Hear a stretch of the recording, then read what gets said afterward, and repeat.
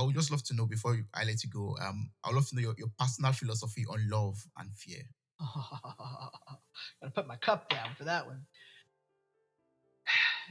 I believe that, hate is not the opposite of love. The opposite of love is fear, right? And Mm, every emotion we have falls into one of these two camps just along a spectrum. So if you have a line, if you have an imaginary line, your baseline in the middle, and love is on one side and fear is on the other, every emotion you have falls in one of these places. So just to give you an example, peace, serenity, freedom is all the way up here with love, right? Hope mm, is a little bit further down because there's still fear involved in hope, but it's still love, right? Anger. yes. Ooh, anger is closer to fear. It's not a love emotion, right? Frustration, closer to fear. Hate is up there, fear. So they're really, everything falls on that spectrum between love and fear. And I feel like everything that comes to us in our lives is just information. Think about this. Every experience we have is just information, but our response to that information, the way we think, is based in, I'm getting real deep here, is based in out whatever our conditioning is, whatever we believe to be true, right? Like I said to you before we got on, how can I be with my language? You're like, just be yourself. But I've been conditioned to believe that when you're speaking in front of people, you shouldn't say fuck, right? But it's really just another word. It's a lot of our conditioning. One, we have our emotional guidance system and our physical guidance system. That's actually recommendment 2 and 8. We have our emotional guidance system, we have our physical guidance Yeah. system. And our emotions tell us what's good for us and what's not good for us. So if we're talking and I feel good when I talk to you, then you are a good person to be in any kind of relationship with and will continue to do so. But if we're talking and I feel bad or I'm mad or whatever it is, my emotions are telling me that that's not a good relationship for me, Mm, right? So what happens is as we're evolving, as we're growing up, we get entrenched in our emotions. We forget they're here to guide us. So our emotions make us feel more fear because of the experiences we're having. Our conditioning makes us feel fear. And the more fear we feel, the less ability we have to love in our fullest capacity. So if we could, as adults, figure out where our fears are and how they're guiding our trajectory and learn how to release those fears and trust ourselves better and love with a more open heart, love in general terms, hope, peace, freedom, all of those things, yeah. then we can have a better life. Then, if we could teach our children when we get them out of the wrapper how to, back to Veda, process their emotions, keep their chakras aligned so they don't have to do it retroactively, then they can live in love. Mm, And if we could have a society that isn't being pummeled with fear all the time, the news, Hollywood, whatever it is that isn't being pummeled with fear, and we could all live with this unity consciousness, this Ubuntu, this love, all of this, life could be magical.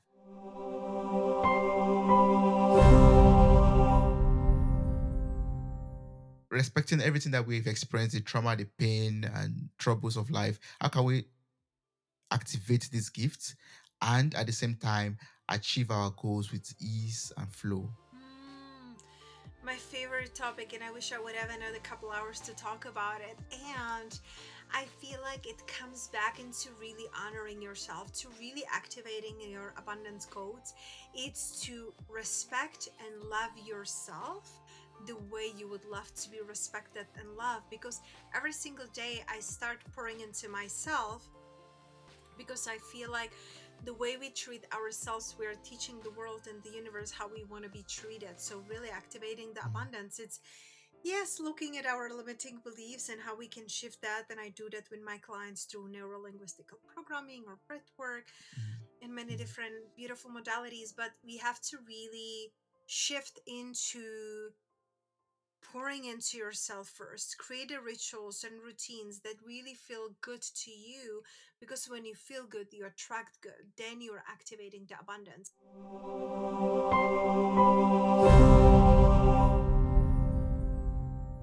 If there's a last piece of advice you could give someone out there who is feeling stuck, like you've felt back in the past, from your own experience and since that you've been, on honored to learn in life already, what advice would you give that person? First of all, you're not the only one. Oh my god.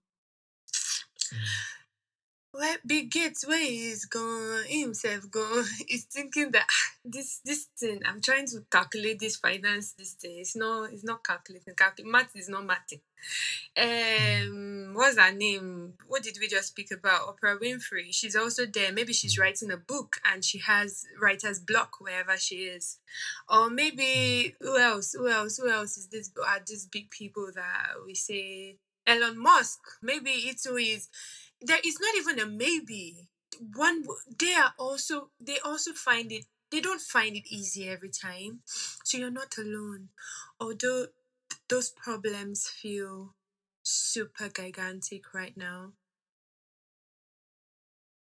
you're not alone. You're not alone. Me that I'm talking like I own the whole universe. Hey, you me if I need help.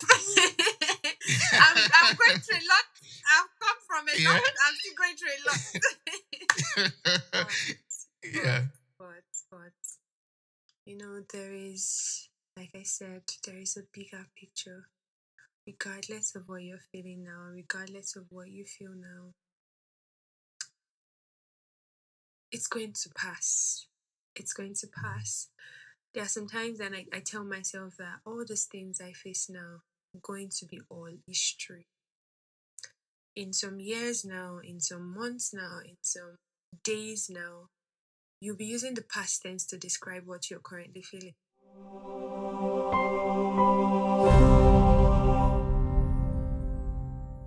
But before I let you go, from everything you've experienced, having gone through this needed experience, you've experienced success, like major success. Now you're living a happy life, the life that you desire. What would you say you're most grateful about? Oh, I'm grateful that my health, I'm pretty healthy. I have a lovely, wonderful dog that I adore. And I'm very grateful that I'm able to be a life coach and really more of I guess, a spiritual teacher and change people's lives. I mean, I see my clients' lives really, really change for the better. And I think that's Yeah, wonderful. that's wonderful. Yeah.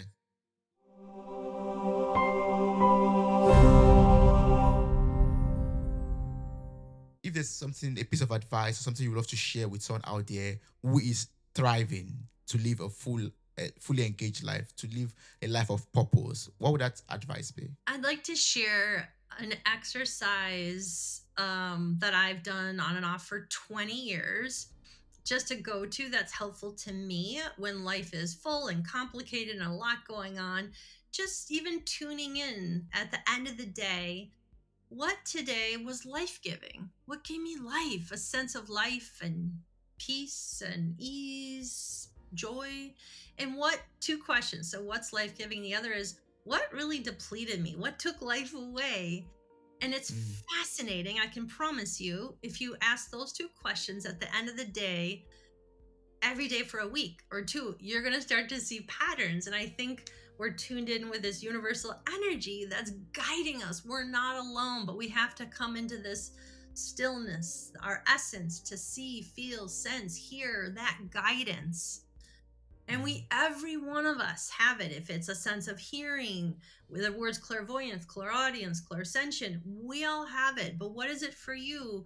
But it has to come into that stillness to listen, to reflect, to just be. And I would just invite you to have some moments today. Try having some moments of stillness. Maybe start with reflecting on these two questions and then focus on just your breath coming into the moment and just be here now, breathing, feeling into your heart and opening into what is in just this moment right now, this magical moment. Wow, you made it to the very end of this episode. Thank you so much for listening. I'm grateful for your time, your love, and your contributions. Subscribe, like, review, and share this podcast. God bless you. Bye. Bye.